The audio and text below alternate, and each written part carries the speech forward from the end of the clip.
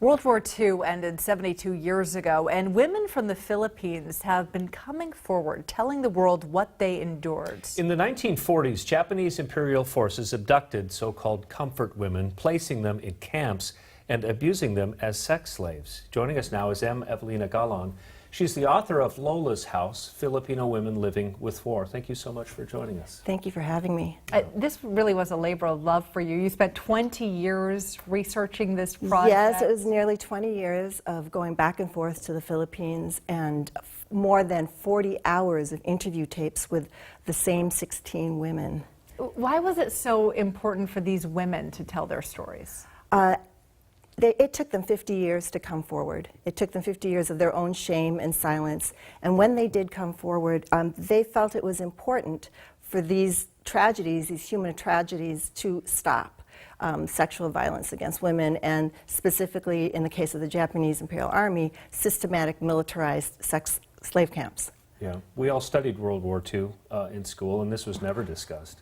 Right. That's not surprising, given how history has been taught in our country. But how many women are we talking about? And this is not the first time this has happened, right? This is common during war. Right. This is not the first time it's happened, but this is the first time we recognize that it's a military sexual, like systematically done, right? So we're looking at, during World War II, we're looking at 400,000 women all over Asia who were taken during the occupation in many different countries, such as Korea and China and the Philippines. And in the Philippines, we estimate 1,000 of the women were taken. And of those 1,000, 173 came forward. And of those 173, I met 40 of them. Wow. Yeah. Here we are, we think we've evolved so much, and we're still dealing with sex slavery on the streets of Seattle. We're still dealing with human trafficking, even today.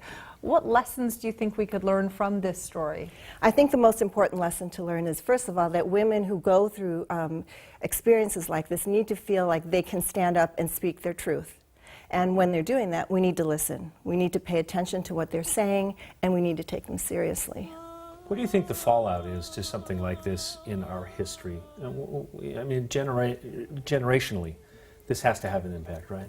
Right, this does. I was just at San Francisco State talking to students, and it moved them so much that they have gone, like many of the Filipino American and Vietnamese students, have gone home to talk to their families and to find out if these are stories that have happened in their own families, war stories. So I think that we carry this from generation to generation, and it's time to stop. It's time to stop the pain.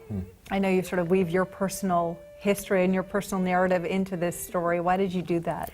Well, you know, the thing is, we have 16 rape stories and stories of war back to back to back. And even as I was listening to those stories entered my own body and affected me in different ways.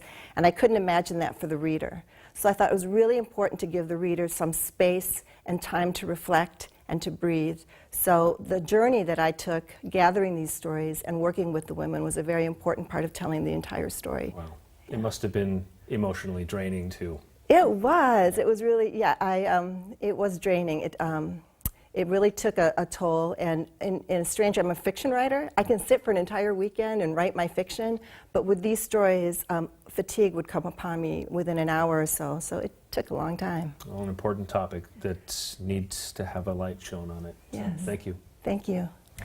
We should mention that you're going to be at the Seattle Public Library Central Branch this evening, 7 o'clock. You're going to be talking more about the book. It's called Lola's House, Filipino Women Living with War. The event is scheduled to go for about an hour. You're all invited to attend. Again, we thank you so much for joining us tonight. Thank you. Thank you so much. Yes, nice to meet you. Thank you.